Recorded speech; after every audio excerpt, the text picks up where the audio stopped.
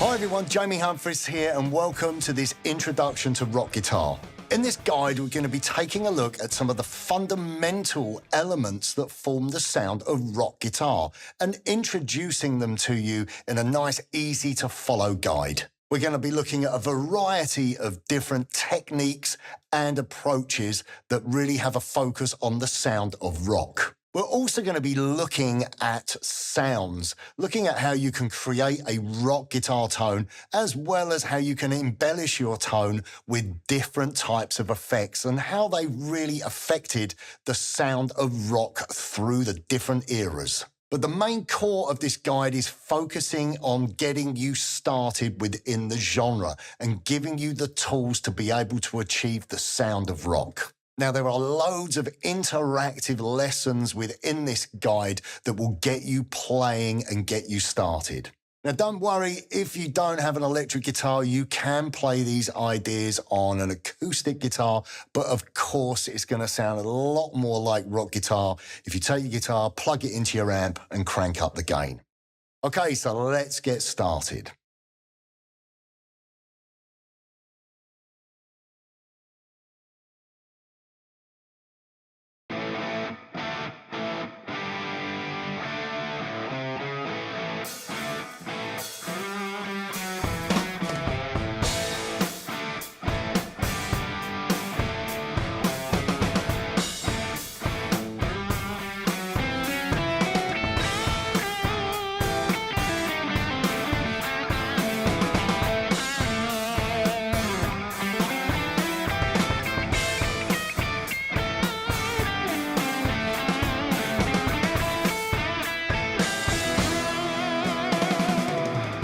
So what you just heard me play there was some rock guitar in its most basic form, but hopefully from that you could really start to appreciate the sound of this genre. What is rock guitar? Well, we had some riffs using power chords and using single notes. We had an overdriven, crunchy guitar sound. Then we had a guitar solo, a very short guitar solo made up with some licks based around the pentatonic scale and the blues scale, using more drive, using more of a distorted sound. Now, that demonstration of a rock style was pretty straightforward. I wasn't using anything particularly flashy in terms of technique. It was just pretty straight ahead.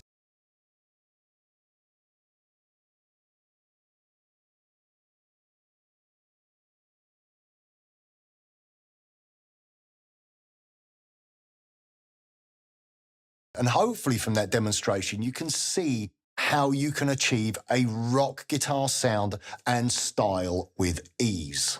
When you're getting ready to play rock guitar, think about the types of chords that you're going to play, power chords. Think about that crunchy sound and think about really locking in for a powerful groove. So let's talk a little bit about the genre of rock guitar itself in a little bit more detail. Well, first of all, let's talk about chords. Now, chords, you're going to be using power chords.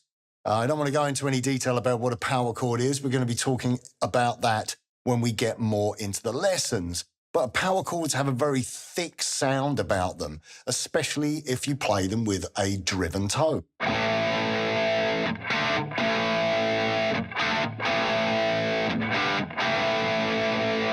You can hear the way that I played those chords there, very simplistic in terms of the delivery, but really powerful sounding. Now, another very important and vital part of rock guitar is the riff. Now, you heard me playing a riff during that little intro demonstration, and a riff can be a mixture of single notes and power chords, or just single notes. The idea of the riff, though, is that it's very simplistic, it's repetitive, and it's also really powerful. Like I said, you can just take a couple of notes and some power chords and you can come up with a riff. Also, make sure, again, that the sound is nice and powerful and crunchy.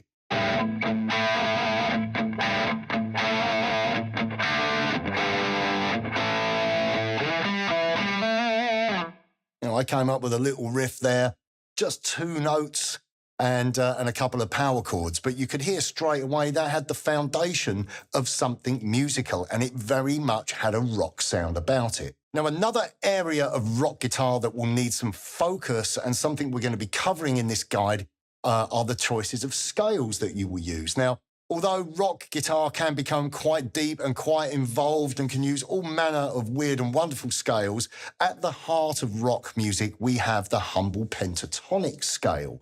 So you can use that for forming riffs and licks.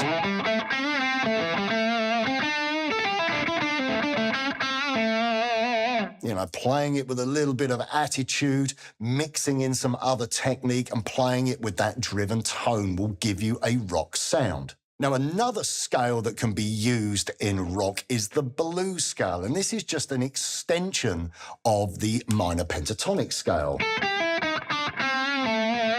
You can hear straight away it's got a fantastic sound to it. You're just adding one extra note that adds a lot of different flavours to the sound of the scale. Now, you can add that and use it for soloing, but you can also add it in for building riffs.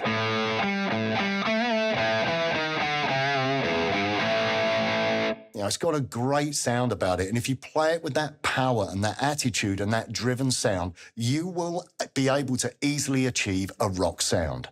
Now, as well as the different harmonic tools that you need to play rock, power chords, different types of scales, there's also a lot of different techniques such as hammer-ons and pull-offs,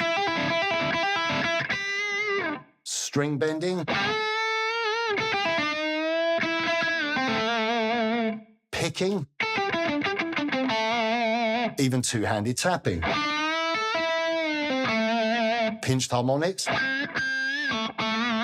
There's so many different types of technique that you can use, even down to the humble pick scrape and the power slide. All of these different sounds we are going to be looking at in this guide that will help you achieve a rock sound. And these techniques are things that you will hear on a multitude of different classic and great guitar recordings by some of your favourite guitar players. Now, something else to understand when playing rock guitar, whether you're coming up with music of your own or whether you're jamming along with your favourite tracks, is the structure of rock guitar and structure of rock music. And what we're going to be doing in this guide is putting our own track together. We're going to look at building some riffs, some complementary riffs, so you can hear that kind of question and answer approach to coming up with a catchy riff. We're going to be looking at dynamics, at how we can kind of sit back a little bit during the verse and then push the dynamics building up into the chorus. Think about your favorite rock anthems, how they have you playing air guitar, you know, when you get to those sections where it's,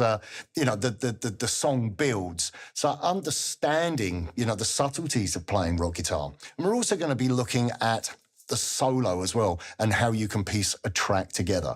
So all of these ideas that I'm presenting to you in this guide will really help you on your way. Power chords, riffs, scales, licks, techniques, and also structure and dynamics.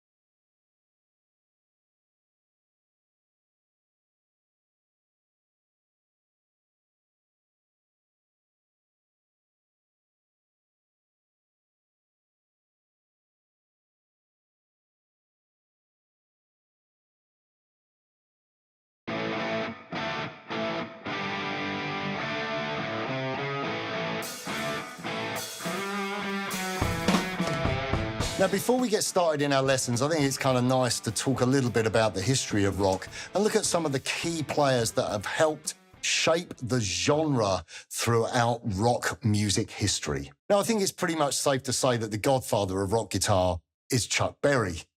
When Chuck Berry released Johnny B. Good in the 1950s, that pretty much set the blueprint and the sound of what was to follow. And you can still hear his influence to this day. Moving into the 1960s, we see the start of the guitar revolution, with people really starting to push the boundaries of the instrument. Jimi Hendrix is without a doubt the first electric guitar, rock guitar virtuoso. And Eric Clapton had that crossover of blues into rock. Using the fuzz pedal and using the wah-wah, they really started to shape the sound. Into the 1970s, we see the guitar sounds get bigger and thicker with more drive. And we also see the birth of the supergroup, the likes of Led Zeppelin with the iconic riffs of Jimmy Page, the guitar virtuosity of Ritchie Blackmore in Deep Purple, and the birth of heavy metal with the crushing riffs of Tony Iommi in Black Sabbath. Now, our next guitar player, the next milestone guitar player in rock, is Eddie Van Halen. Now, although Eddie Van Halen pretty much turned guitar on its head in the 1970s, I think it's safe to say that Eddie's career really was at a high during the 1980s, and he pretty much revolutionized what we consider to be the shred era of guitar. As well as that, he had a big part in the evolution of the guitar sound, how guitar rigs were put together, how much distortion and drive we used, utilizing different effects, as well as pioneering such things as the locking tremolo. Now, the 80s saw very polished guitar sounds with the evolution of digital processing, and we see bands such as Iron Maiden and Guns N' Roses really come to the forefront, with Slash being one of the most iconic and revered guitar players in rock history. As we enter the 1990s, the sound of rock evolves again, and it kind of goes back to the sound of Black Sabbath with really heavy drop-tuned riffs and a lot more stripped-back production. Although Metallica were a big part of the 1980s, starting the thrash revolution, they also played a big part of rock during the 90s. And, you know, if you listen to, say, Sad But True, that really is an ode to Tony Iommi's guitar style. Alice in Chains were another huge band from the 90s, with guitarist Jerry Cantrell really looking to Tony Iommi for inspiration. You know, riffs really played a big part of the 90s sound. Now, although rock has continued to evolve, I think we got to a point now with rock music where we are looking back to 70s, 80s and 90s rock for inspiration. Although the Foo Fighters came around post-grunge and were obviously a part of that kind of grunge movement, their sound really has evolved into like this kind of classic 70s rock style. Greta Van Fleet, who are incredibly popular right now, really take their inspiration from 1970s Led Zeppelin. Bands like Ghost really look to the glam rock of Kiss from the 1970s and 80s. Now, although this guide is focusing in on the core sound of rock, I think it's good to mention that rock music has evolved and splintered off into countless different subgenres. We've also got to a point now where young guitar players are not just looking to rock stars and rock bands for inspiration, they're turning to YouTube, where you see YouTube becoming the arena and the place to find great rock guitar players producing videos and content and inspiring a younger generation of player. Now, what I thought would be a little bit of fun here is just to look at a few different guitar players and how they utilize effects and how you can trace back that iconic lick played by Chuck Berry and how it has evolved and been featured throughout rock history. The lick in question can be heard in Johnny B. Good, and Chuck would have played it with a very kind of mild clipping tone, and it would have more of this kind of sound.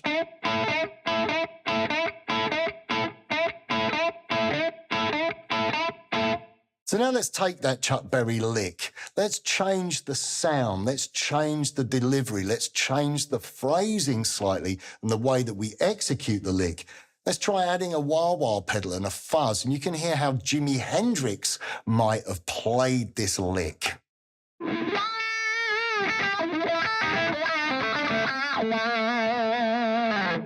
In essence, it's the same lick, but the tone and the delivery of the lick has changed. But you can hear how that original lick has evolved. Moving into the 1970s, let's try adding an octave fuzz and hearing how Jimmy Page may have played that lick.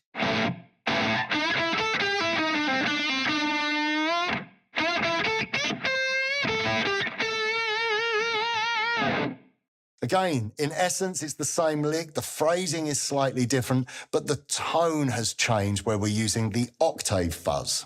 So now let's take that same lick again, push the gain, add a phaser, add some echo and also some reverb. And let's have a listen to how Eddie Van Halen might have phrased that lick.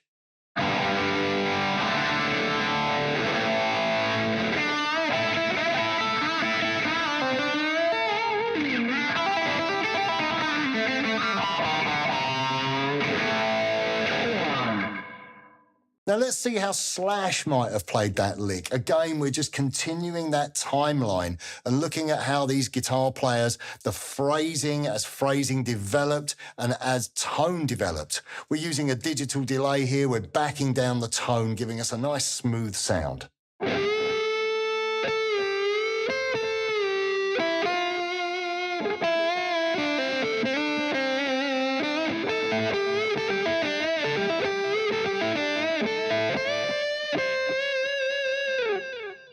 So let's just go one step further with that lick. Push the gain, pull out a little bit of the mid-range, use the wah-wah and a digital delay, and hear how maybe someone like Kirk Hammett might interpret that same lick, but utilise different phrasing to make it fit within their chosen style of rock.